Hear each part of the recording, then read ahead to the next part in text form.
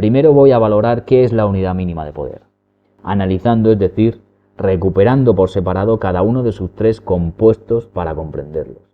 Después entraré a valorar en qué medida la unidad mínima de poder es un concepto relevante en la práctica para determinar en qué consiste la democracia. En El Señor de los Anillos, Tolkien dice que aquel que en la búsqueda de conocimiento rompe el objeto de estudio ha abandonado el camino de la sabiduría. Yo procuraré no romper nada.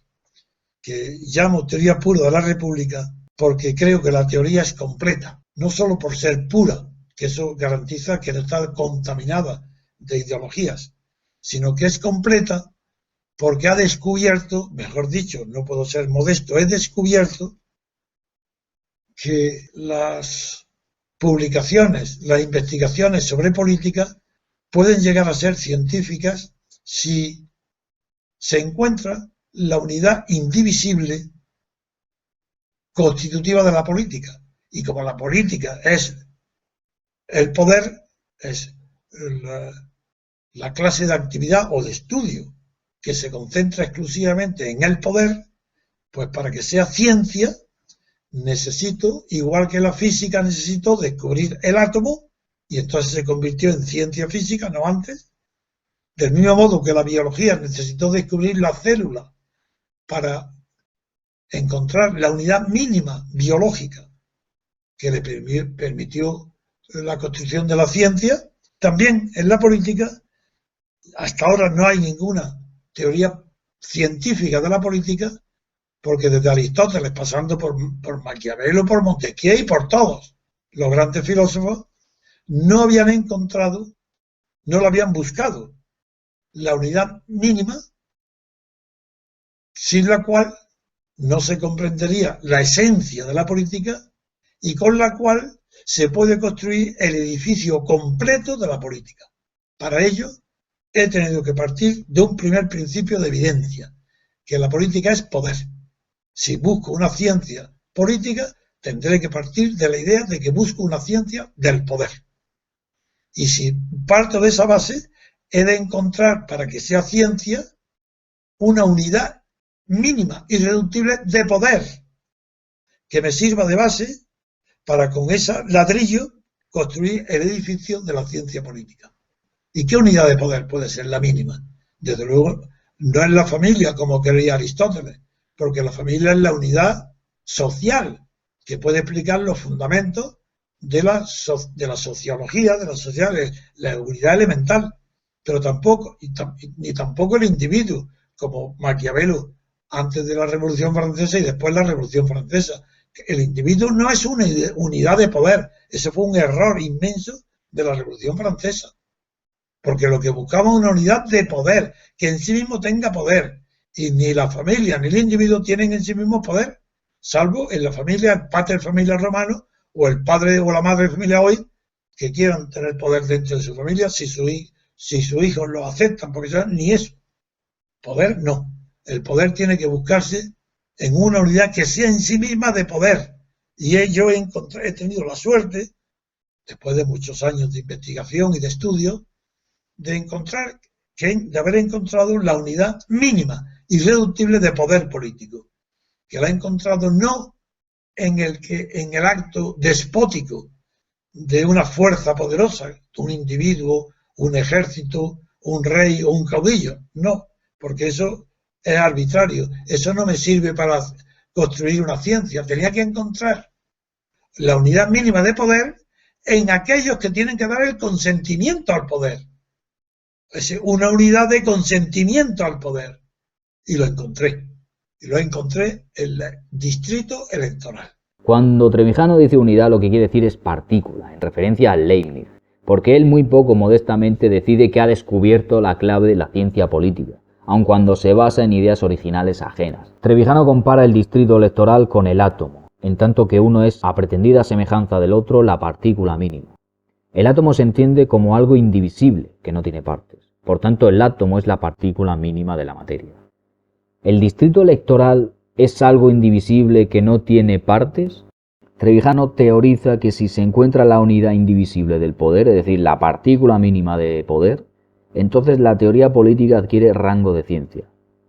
porque sí. Esto lo dice porque sí, porque sí. Pero esto es completamente absurdo porque el poder es un concepto ideológico, no una realidad material en estricto sentido. El átomo sí lo es, el átomo es material, la materia es divisible hasta llegar al átomo. Porque el átomo es materia y la materia es extensa, es dimensionable, mientras que el poder es abstracto, es pensado, no es dimensionable materialmente. Y eso es demostrable, empíricamente. La existencia de la partícula mínima de poder no es demostrable, solo teorizable. Y por tanto no es ciencia, ni puede constituir ciencia. La ciencia se basa en la demostración empírica, más allá de la teoría, en el pensamiento pragmático, la purificación de las ideas en la experiencia sensible, extraídas a su vez de la realidad material. Eso es la ciencia. Veamos un ejemplo de las limitaciones intelectuales de Trevijano cuando pretende hablar de cualquier tema no relacionado con el ámbito jurídico. Ámbito cuya razón de ser, por otro lado, se basa en la subversión sediciosa del sentido de las palabras. Creo que el cerebro, la neurología, todo es una derivación, una evolución de la materia. Yo creo, he dicho antes, en la teoría de la evolución, y yo voy a morir, quiero morir, y creo que voy a morir con la misma tranquilidad que el padre. Yo quiero añadir algo a esto. Sí, él piensa que muere tranquilo porque no es el final. Y yo pienso morir tranquilo porque sé que es el final. Padre Carreira, usted no sabe que es Yo el lo final. sé. Usted tiene una manera de arguir que comienza con la presuposición de que lo único que existe es la materia. Defíname materia. La existencia del universo es materia. Eso no es definición. Materia. ¿Cómo se define una Energía. cosa en ciencia? Energía. Se define por sus actividades. Energía. Eso no es una definición. Bueno, creación. Tampoco. ¿No? La definición Bueno, es... ¿cómo define usted la materia? Materia es todo y solo lo que actúa por una de las 4 fuerzas Dígame que las reconocemos. 4, ¿cuáles son? Gravitatoria, electromagnética, Sí. nuclear fuerte Sí. y nuclear débil. Bueno, todavía no hay una teoría de las fuerzas que las unifique a las 4. Pero hay las 4. Hay las 4. Y eso me basta para definir a la materia. A mí no. Mientras no hay una ley que defina las 4.1, no hay una explicación unitaria del universo. Yo no estoy hablando de que haya una explicación única, estoy hablando de lo que define a la materia, que son esas 4 No he fuerzas. dicho única, he dicho unitaria. Pues me da lo mismo que le llame A mí no. unitaria que única. No, la diferencia entre los conceptos es muy grande. Yo estoy diciendo que existen esas 4 fuerzas Pues usted que es feliz. definen a la materia. Bueno, pues usted es feliz creyendo eso. Yo soy feliz no creyendo. No he metido aún nada de creyente o no creyente en lo que estoy diciendo. Estoy diciendo simplemente lo que define a la materia. Las 4 fuerzas, estoy de acuerdo. Pues entonces, dígame, ¿cuál de esas 4 fuerzas explica una poesía? La materia emerge, de la materia emerge una facultad espiritual, que se llama espiritual, y para que entienda la gente. La armamos entonces. No, ¿qué va? Es que el espíritu está en el hombre. Nosotros tenemos espíritu, tenemos que... Defíname espíritu. Quien no se descojone viendo esto es que no tiene sentido del humor. Espíritu, lo que no es materia, pero es producto de la materia. Magnífico, de modo que la materia hace algo que no es materia. Sí, es capaz. Pues no es capaz. Bueno, usted lo Porque piensa. la definición de la materia se hace por esas 4 fuerzas. Claro. Y esas solo modifican la materia. Es lo único que hacen. Pero tú reconocerías la existencia del espíritu. Sí, pero muere con la materia. Yo viendo este debate me preguntaba quién era el religioso, quién el relativista. Sí, el espíritu no es muere con la materia, ni puede serlo. Bueno, muy bien, pues usted piénselo, no me va a convencer nunca, ni porque eleve mal la voz. No me es va a convencer. una cuestión de es que convencer la gente. el padre Carreira pone énfasis, pero no es que esté ya enfadado. sé, ni porque me ponga a que define la materia. Yo no tengo por qué definir la materia. Porque si no, no sabemos de qué hablamos. Yo sí sé de qué hablo. Si no sabe definirlo, no sabe de qué habla. ¿No? ¿Por qué razón Para los disfrutar animales de la mueren y belleza. no hay nada? Y el hombre que procede del animal igual, una evolución, Ya, pero los ¿por hombres, qué no, no? los hombres no tienen esta capacidad. sin creer que Dios ha creado al hombre.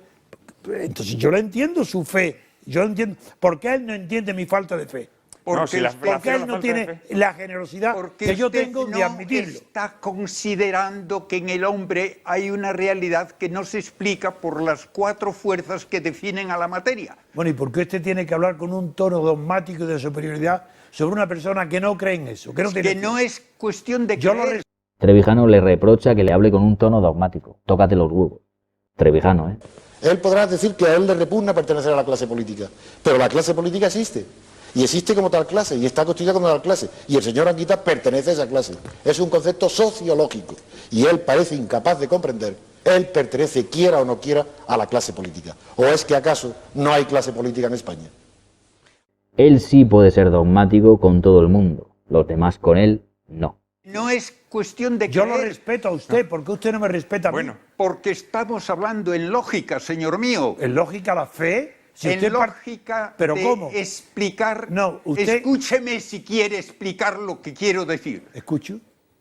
a ver, Si no el nos hombre acaloremos, no nos tiene acaloremos. una actividad. Escucho, yo no me acaloro. Si el hombre tiene una actividad que no se puede atribuir a las 4 fuerzas de la materia, tiene que haber una realidad distinta de la materia como causa de esa actividad.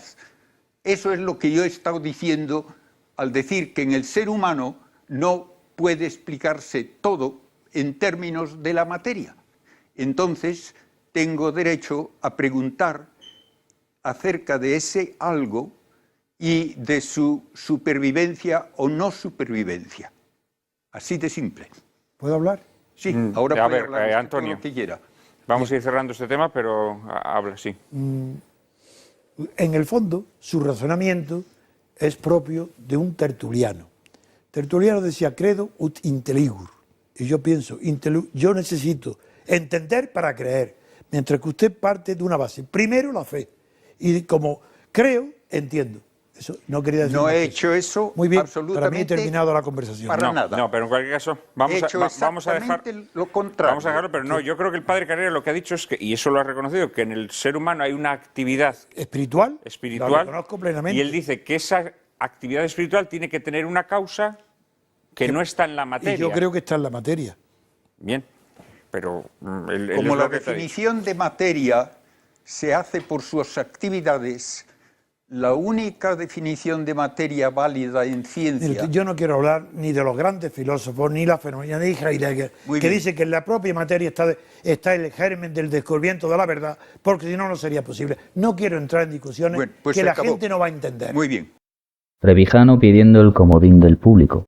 Desde un punto de vista clásico, la partícula mínima de algo, por ejemplo el átomo, está vinculada semánticamente con el arjé, elemento compositivo presente en las palabras monarquía, oligarquía, arcaico, jerarquía, etc., y que significa origen o principio, y que cuando aplicamos al estudio político nos da el sentido de orden, puesto que el que ordena es el origen o principio de lo que es ordenado y quien recibe el orden o lo ordenado es el final o receptor del mismo. De ahí que consideremos que la monarquía no es el gobierno de uno, sino la autoridad de uno, o que oligarquía no es el gobierno de unos pocos, sino la autoridad de unos pocos, puesto que semánticamente también la autoridad es lo auténtico y lo auténtico es literalmente primigenio. Entendemos arjé en su aplicación política con el sentido de orden o principio y esto en términos de autoridad o autenticidad. La relación entre arjé y autoridad, aunque no etimológica, es a todas luces incontestable. Por ejemplo, en una democracia la ley es lo ordenado y los gobernados son el final de la ley. Cuando Trevijano busca la unidad mínima de poder, lo que está buscando en esencia es el principio constitutivo del poder. Y él quiere encontrarlo en el distrito electoral. ¿Lo consigue realmente o es algo que él busca de manera intencionada para que concuerde con su teoría? Esto plantea un problema porque uno puede entender que el principio constitutivo de una ley en un régimen monárquico es el monarca, puesto que la ley la hace el monarca. De ahí que culturalmente se vincule la ley con el poder, porque yo puedo hacer algo si la ley me lo permite, es decir, si me lo permite aquel que es origen de la ley. Pero esto es un error porque cuando hablamos de poder nos referimos a la capacidad legítima conforme al derecho, y esto no es necesariamente poder, puesto que yo puedo robar aunque la ley lo prohíba. Aquí existe un punto conflictivo porque Trevijano muchas veces se refiere al poder cuando en realidad está hablando de legitimidad moral o legitimidad legal. Dejando esto de lado, ¿cuál es el principio constitutivo del poder? Si no consideramos poder en el sentido de legitimidad o autoridad para hacer algo, eso sería como preguntar cuál es el principio constitutivo de un principio constitutivo. Cuando decimos que el átomo es el principio constitutivo de la materia, o la partícula mínima de la materia, al referirnos concretamente a algo que por su propia definición solo se transforma, entonces entendemos que el átomo no puede tener un origen físico, porque ello rompe las reglas de la física. Y aquí está el error de Trevijano, en tratar al poder como si fuese materia. ¿Tiene un origen el poder? En este caso sí cabe entender que la legitimidad puede tener un principio constitutivo, y que no sería otro que la autoridad, y que esta a su vez tiene un origen en el poder. En el fondo es una cuestión de crédito. Lo que tiene autoridad es considerado legítimo. Si la gente considera que algo tiene autoridad, entonces lo tendrá por legítimo, independientemente de que sea legal o no. Y eso es poder. Pero aquí llegamos a un punto donde el terreno se quiebra a nuestros pies. Porque cuando Trevijano se refiere al distrito electoral como partícula mínima de poder, de lo que está hablando en realidad es de la procedencia legítima mínima requerida para que el poder sea ejercido con plena autoridad democrática. Y en el desarrollo de su teoría de la república, este proceso lo asocia con la partícula mínima de poder, comparándolo con el átomo. Comete el error de considerar como materia algo que no lo es y que además puede ser un principio constitutivo en sí mismo. Si buscamos la procedencia del átomo, que es el principio constitutivo o partícula mínima de la materia, un ateo no encontrará la respuesta, pero un creyente la encontrará en Dios. Con el poder sucede algo parecido, con la desventaja de que el átomo es una realidad material y en cambio el poder no lo es. Una función de gobierno, no siendo esta una realidad material, sí que puede llegar a constituir una realidad material cuando hablamos de asamblea para la función legislativa, tribunal para la función judicial o comandante para la función ejecutiva, en este caso un militar. Aunque la teoría de la anaciclosis de Polibio no siempre se cumplió, porque la política no es una ciencia como tal, sí que partía de una base razonable y pragmática, que gira en torno a estos tres elementos que otros llaman formas de gobierno. Siendo lógicos, si aceptáramos como correcto el sistema de pensamiento de Trevijano, en realidad el distrito electoral no podría ser la unidad mínima de otra cosa que de la legitimidad entendida como autoridad consentida democráticamente, y no la unidad mínima de poder, porque esto no existe. Eso no me sirve para construir una ciencia. Tenía que encontrar la unidad mínima de poder en aquellos que tienen que dar el consentimiento al poder. Es una unidad de consentimiento al poder. Y Montesquieu dice, el poder político comprende necesariamente la unión de varias familias. Esta opinión se suma ya a la de varios otros pensadores, incluyendo a Polibio y Aristóteles, de la cual se obtiene la conclusión de que sin familia el poder no se ejerce más que por los aspirantes a tiranos. Para Trevijano la unidad mínima de poder es el distrito electoral y esto también resulta conveniente porque de estas circunstancias se deduce que si no hay distrito electoral tampoco hay unidad mínima de poder y por tanto el pueblo nunca tendría el poder en un sistema que no estuviera cimentado en un sistema de distrito electoral, es decir, en su democracia formal de gobierno. Qué conveniente, ¿verdad? Ojo, pero esto no es lo que decía Trevijano en sus comienzos. Esta idea de la unidad mínima de poder en el distrito electoral es muy posterior. Surgió al final de su vida y fue plasmada en su obra Teoría pura de la República. ¿Cómo es posible que Trevijano estuviera tan convencido si ni siquiera había descubierto, según él, la partícula mínima de poder como fundamento de la ciencia política? Cuando Aristóteles habla de la ciencia política, se refiere al conocimiento de lo político, es decir, del arte, la técnica o el tema de la comunidad, en el sentido del estudio de las formas naturales en que se desarrolla materialmente la política, lo que en absoluto tiene nada que ver con la consideración actual que se tiene de lo que llamamos ciencia. Una teoría política no puede ser científica, salvo en la concepción clásica de ciencia como conocimiento de las formas naturales de la política. Cuando Montesquieu rechaza el fundamento aristotélico de por qué unos hombres son libres y otros son esclavos por naturaleza, demuestra no haber entendido lo que quería decir Aristóteles, porque esa teoría está demostrada de manera pragmática a lo largo de toda la obra, la política de Aristóteles. Y este punto está íntimamente relacionado con la cuestión del poder, el consentimiento y la legitimidad en toda la historia de la teoría política hasta nuestros tiempos. La teoría de la anaciclosis de Polibio contemplaba esto como una realidad material previsible, y entonces se entiende que Aristóteles dijera que un hombre que tiene previsión está hecho para gobernar y los que no tienen previsión están hechos para obedecer. Aplicando este principio a la anaciclosis de Polibio, se obtiene la monarquía como heredera natural lógica y necesaria de la democracia oclocrática, y a su vez la aristocracia como sucesora natural de la monarquía. donde hombres que antes eran esclavos por naturaleza, superan su condición y se vuelven libres en el sentido de mejores, es decir, aristócratas. Del mismo modo que para Aristóteles había idealmente una democracia superior basada en unas reglas que debían cumplirse, también existía una democracia inferior en la que no se cumplía ninguna de estas reglas o se cumplían como mucho algunas depauperadas. Esto es lo que Polibio llamó oclocracia. Vivimos en un régimen oclocrático, pero ello implica necesariamente que sea democrático. Porque la clave de la oclocracia es que la legitimidad está determinada por las masas. Son las masas sin moral, en una sociedad integrada por individuos libres por derecho, pero anímicamente esclavas, en el sentido aristotélico, las que bloquean el cambio o la posibilidad de cambio, y no los políticos. Esta ciudadanía desposeída es la principal garante de la corrupción. Los políticos simplemente se dedican a remar en la corriente que se mueve a su favor. Eso sin tener en cuenta que hace una distinción equivocada, asociando la oclocracia con la democracia asamblearia, cuando no tiene nada que ver una cosa con la otra. El fundamento de la oclocracia es la ausencia de moral, la degradación de la sociedad hasta un extremo que hace tambalearse el fundamento de su autoridad.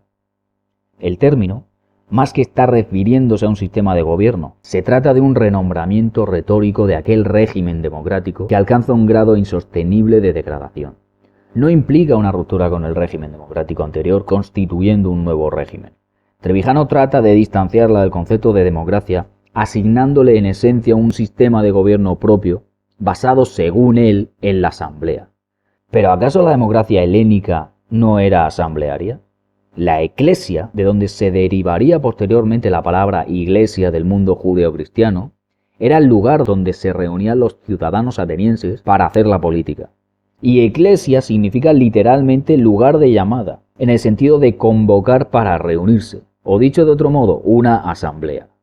Democracia asamblearia, en esencia, es la base de la democracia directa y de cualquier democracia. Cosa distinta es la utilización que se le diera tras la Revolución Rusa al integrarla como elemento de poder en el régimen de gobierno soviético. Soviet, asamblea. ¿O acaso el Senado estadounidense no es una asamblea? Independientemente de lo que escribiera Polibio sobre su teoría de la anaciclosis, la realidad material del surgimiento y transformación de los estados, más allá de la variedad innumerable de regímenes de poder y los sistemas que legitiman su autoridad, se reduce en la práctica a dos únicas formas de gobierno, la democracia y la aristocracia, dependiendo de en qué medida el poder esté inclinado hacia un lado u otro de la sociedad, si de los más numerosos o de los menos numerosos, de los más privilegiados o de los menos privilegiados. Siendo la monarquía en la práctica una forma de gobierno democrática o aristocrática desde una perspectiva clásica, en donde la autoridad es detentada unipersonalmente. Porque en la práctica, el poder solo puede estar o bien en la parte más numerosa o bien en la menos numerosa. En los regímenes de gobierno antiguos, al no existir una burocracia tan arraigada sobre un tejido funcionarial público tan denso como el de los estados modernos, lo más corriente eran sistemas de gobierno donde el poder lo detentaba una minoría selecta. Hoy es al revés, el poder está en las masas, incontestablemente en las masas, porque los sistemas de dominio están sostenidos sobre una mayoría ciudadana que tiene la capacidad material de someterse al gobierno o dejar que el gobierno caiga. Un ejemplo de ello es el transporte. Otra cosa es que no interese a esa masa salarial que el gobierno caiga. Uno de los errores de Trevijano es considerar consciente o inconscientemente que a mayor precisión, mayor probabilidad de acierto. Y esto puede ser correcto en las ciencias, en la matemática. Pero la política no es en estricto sentido una ciencia, ni puede serlo, por mucho que se la quiera llamar así, por lo menos en el sentido moderno de ciencia, porque de serlo, hace siglos que habríamos dado con la fórmula perfecta y única de gobierno, y no ha sido así. La oclocracia no es más que la última fase teórica de la democracia, donde ésta ya no puede sostenerse por sí misma. Si consideramos que la unidad mínima de poder es el distrito electoral, entonces cada uno de los distritos electorales tendría que estar integrado por el mismo número de ciudadanos, o de lo contrario una unidad mínima de poder no sería mínima frente a otra más numerosa, a menos que se considerase que todas tienen la misma medida independientemente de su número, lo cual sería por definición antidemocrático. Pero esto entraña un riesgo a tener en cuenta, y es que si el distrito electoral es la unidad mínima de poder y cada distrito debe estar integrado por el mismo número de personas, basta que una minoría de un distrito o de varios comiencen a desentenderse de la política, como ha sucedido siempre, para que se opere un desequilibrio democrático en la relación de poder entre los distritos, porque una unidad mínima de poder ya no sería igual que otra unidad mínima de poder, y esto significa que en todo caso la unidad mínima de poder ha de ser inferior al distrito. Esto es como decir que el átomo no sería el átomo. Si aplicamos a la política un tratamiento similar al que hemos estado aplicando a la materia, como hace Trevijano al comparar la materia con el poder, entonces yo entiendo que así como la materia es todo aquello cuyo comportamiento se explica por las 4 únicas fuerzas ya definidas, del mismo modo la política debe estudiarse en términos de la tendencia natural al equilibrio de las 3 fuerzas elementales cuya interacción rige el proceso político general, que son la democracia, la aristocracia y la monarquía. Pretender apartar de la política alguno de estos elementos es como pretender que la materia deje de comportarse como materia. Por otro lado, Montesquieu, alejándose de la tradición aristotélica en su teoría de las leyes, afirma rotundamente que para que una república sea democrática se requiere que el pueblo elija directamente a sus magistrados, aunque no menciona la separación de poderes como elemento fundamental de la misma. Por otras consideraciones se entiende que él no debía de considerar a la República Romana como una república democrática, sino aristocrática. Una constante de toda la historia de la teoría política es que dependiendo de quién tratara el tema, la democracia tenía una definición distinta cada vez. Solón de Atenas, por ejemplo, consideraba que todos los ciudadanos tenían el derecho de elegir magistrados, pero no así el derecho de ser elegidos, lo cual resulta poco democrático según las convenciones de nuestro tiempo. Hobbes tenía sus ideas, Montesquieu también tenía las suyas, y así sucesivamente con todos. Y además cada uno lo redefinía todo conforme a lo que estimaban que era lo más ideal. Pero es curioso que si tuviésemos que establecer la definición de democracia tomando únicamente aquellos puntos en común presentes en todos los que habían teorizado sobre la naturaleza de la misma, entonces justamente la separación de poderes y la representación quedarían excluidas, como elementos fundamentales de la democracia. Aristóteles, sin embargo, era de los pocos que se ciñó a describir la naturaleza de la democracia tal como era en la práctica, y como mucho recogió las distintas concepciones teóricas que circulaban en su época por boca de sus contemporáneos. Trató de establecer los métodos por los cuales una democracia podía llegar a ser más justa, y también aquellos otros por los cuales degeneraba en un pozo de corrupción y latrocinio. Cuando se examina con detenimiento cada uno de los sistemas de leyes ideales de cada filósofo, se encuentran duros inconvenientes. El sistema de elección por sorteo de Solón, aunque implicaba que el pueblo ya no elegía por voluntad a sus magistrados y por tanto ya no se puede considerar democrático según los estándares de Montesquieu, creyendo así evitar caer en el clientelismo que conduce a la corrupción y el acaparamiento de poder, contribuyó sin embargo a crear una especie endémica de clientelismo indirecto que fue la causa de otro sistema de corrupción de la democracia ateniense, los delatores profesionales.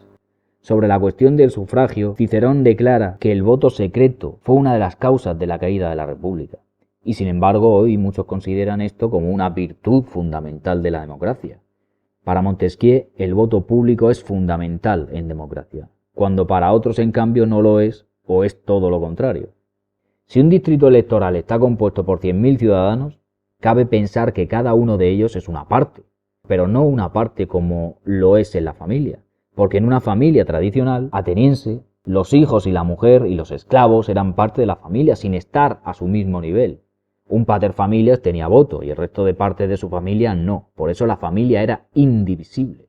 En una familia solo hay una parte funcional en sí misma, que es la propia familia, pero en un distrito electoral cada ciudadano es una parte de ese distrito y funciona independientemente de las demás partes, se considere que tenga poder o que no lo tenga.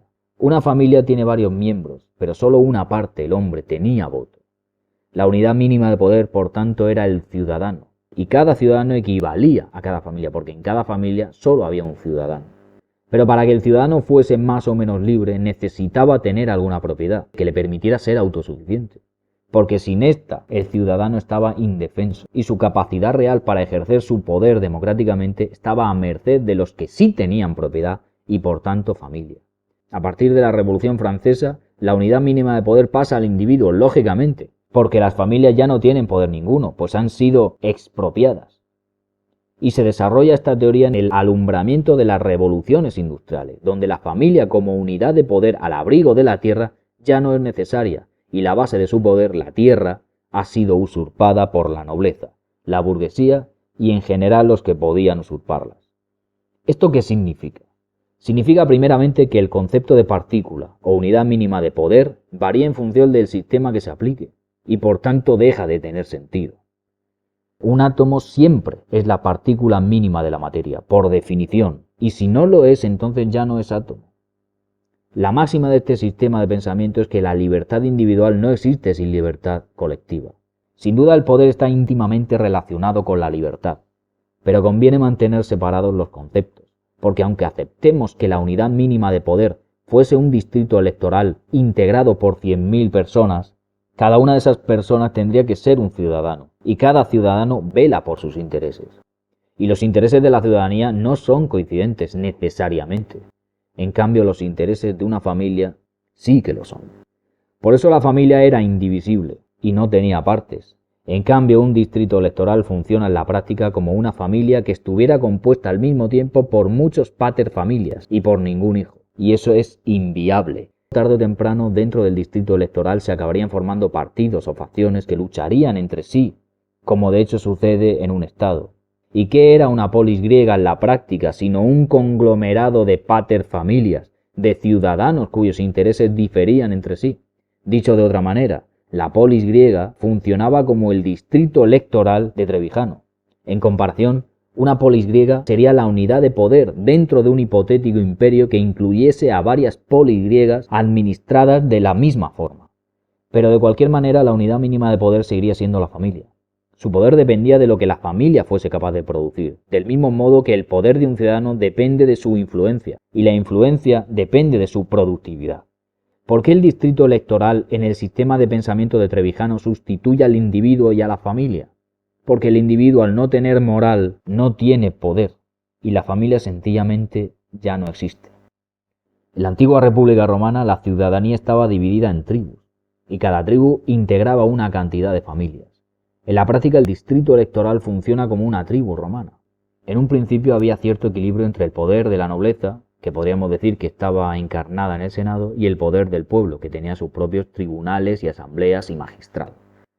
Sin embargo, por medio de triquiñuelas jurídicas, conforme la población iba creciendo, las tribus incorporaban más ciudadanía, pero el número de tribus o distritos seguía siendo el mismo.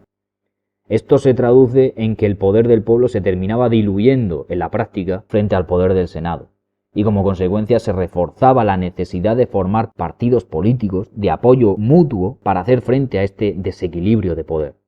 Siendo pragmáticos, si aplicamos este conocimiento a la teoría del distrito electoral como unidad mínima de poder, tendremos la misma consecuencia invariablemente, que tanto si se incrementa la cantidad de ciudadanos dentro de cada distrito electoral, como si se incorporan nuevos distritos electorales a consecuencia de las variaciones de población, se produce necesariamente un desequilibrio que desemboca, tarde o temprano, en corrupción política. Por tanto, un descubrimiento que en principio parece ser la revolución de la ciencia política contemporánea se queda en algo anecdótico. ¿Cuál es el propósito de Trevijano con esto?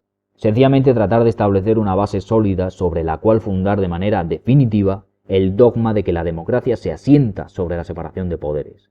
¿Y de qué manera? Estableciendo que sin distrito electoral la ciudadanía no tiene poder. Dicho en plata, es meter a martillazos el concepto de representación política en la definición de democracia. Trevijano no podía buscar la partícula mínima de poder en un ejército o un caudillo, no, porque eso es arbitrario. Tenía que buscarla en aquellos que tienen que dar el consentimiento al poder. Ojo, porque la historia tiene cuajo, ¿eh? No vamos a buscar la unidad mínima de poder en el ejército de Julio César, que cruza el Rubicón y somete a la República con su mera presencia.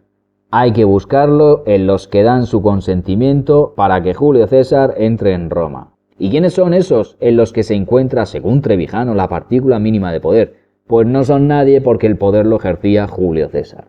y por eso entró en Roma. Y si a Julio César se le presenta un representante de una democracia formal de gobierno inspirada por el espíritu de Trevijano sobre la base del distrito electoral de las 7 colinas, tú tranquilo que Julio César se acojonará ante tan inmenso despliegue de unidades mínimas de poder y volverá a la Galia con el fastio entre las piernas. Que vosotros no lo sabéis, pero la Galia fue conquistada porque Julio César iba de puerta en puerta preguntando a la unidad mínima de poder local: toc, toc, toc, ¿quién es? Soy Julio César, y vengo a quitaros vuestra comida, a llevarme de rehenes a vuestros hijos y a instaurar un régimen de impuestos que servirá para defenderos de vuestros enemigos y para tapar el agujero de la seguridad social. ¡Ah, qué bien! Pase, pase usted, le dijeron Asterix y Obelix, y vivieron felices y comieron croissants.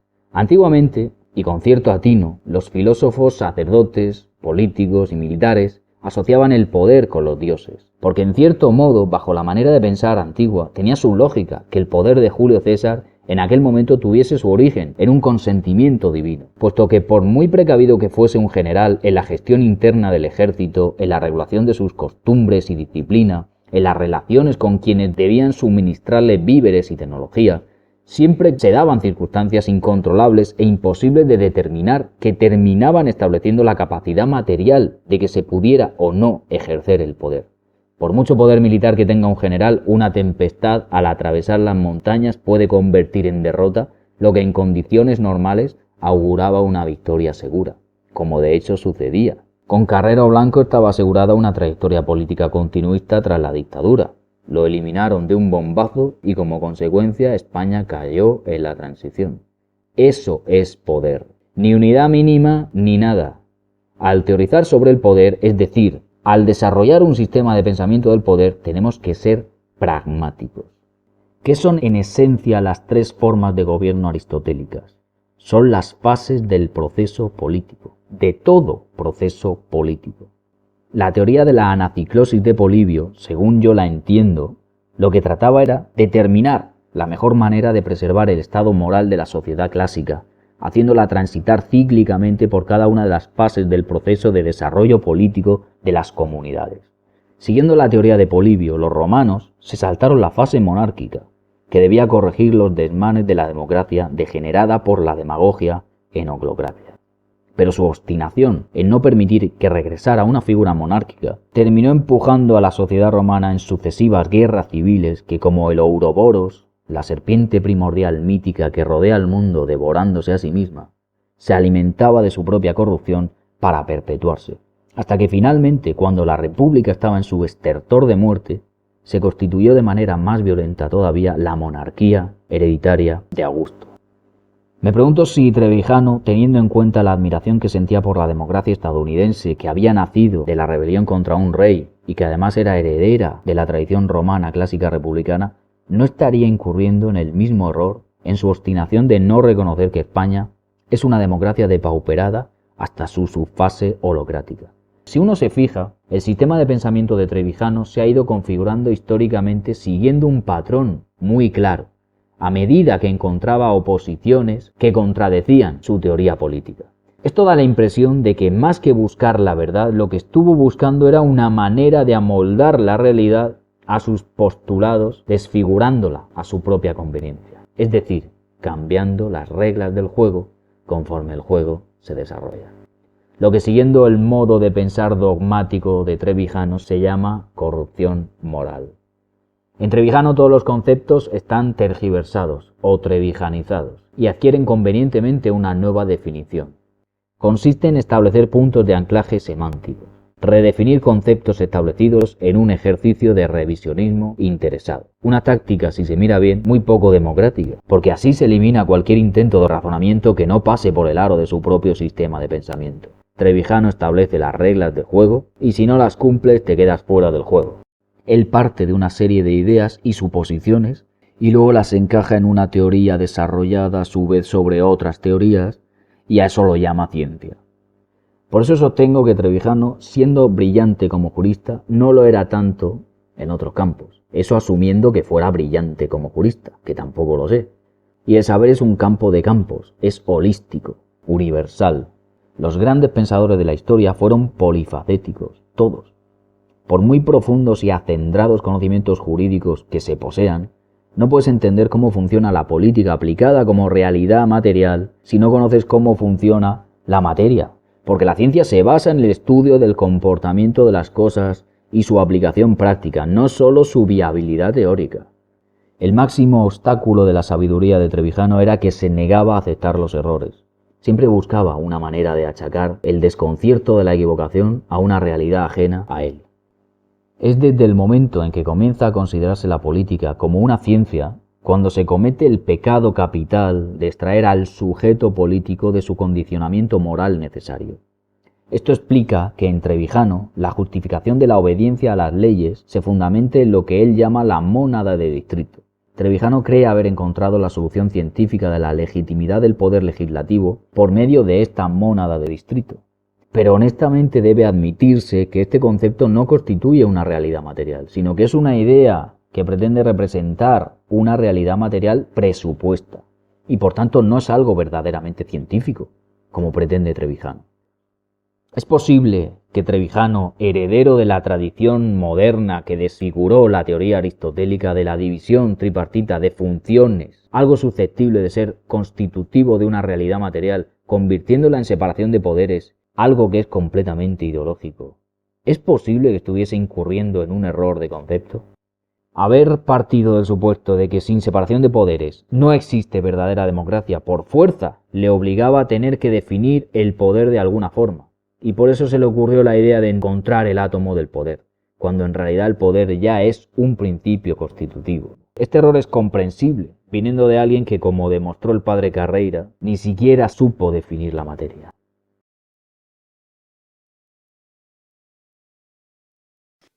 Ningún proceso físico-químico puede explicar una poesía.